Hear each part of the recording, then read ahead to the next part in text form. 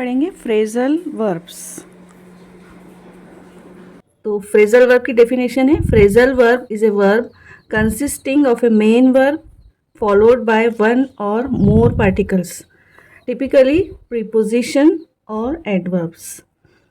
मतलब phrasal verb वो verb रहता है जिसमें मेन वर्ब के बाद में प्रीपोजिशंस आते हैं या फिर एडवर्ब आते हैं, वन और मोर प्रीपोजिशन या फिर एडवर्ब।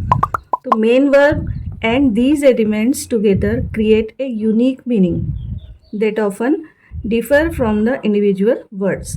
तो मेन वर्ब और ये पार्टिकल्स जो रहते हैं, प्रीपोजिशन और एडवर्ब, जो भी उसको फॉलो कर रहे हैं, वो दोनों मिलकर एक यूनिक मीनिंग क्रिएट करते हैं जो ओरिजिनल वर्ड से अक्सर मुख्तलिफ होते हैं, अलग होते हैं। For example bring up.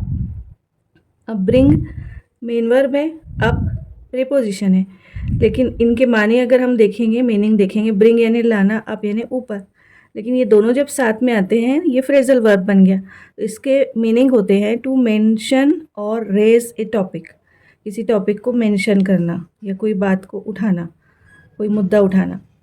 Run out, run यानी दौड़ना, आउट यानी बाहर, लेकिन इसको दोनों को मिलाए तो इसके मीनिंग क्या हो जाते हैं, to deplete the supply of something, किसी चीज़ का सप्लाई ख़त्म होना।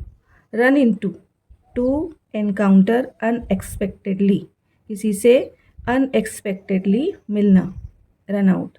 Bring back, to return with something, ठीक है। ब्रिंग के मानी लाना होते, बैक यानी वापस होते या पीछे होता, लेकिन इन दोनों के मानी एक साथ जब मिल जाते हैं तो इसके मानी होते हैं to return with something. Put off मतलब टू पोस्टपोन और delay. Call off, to cancel an event और activity. Turn up, to appear और arrive. Turn on, to start और activate a machine. Turn off, to stop और deactivate a machine. Look up, to search for information. Give up, to quit और surrender. Break up, to end a relationship. Look forward to anticipate with pleasure. Come across, discover by accident.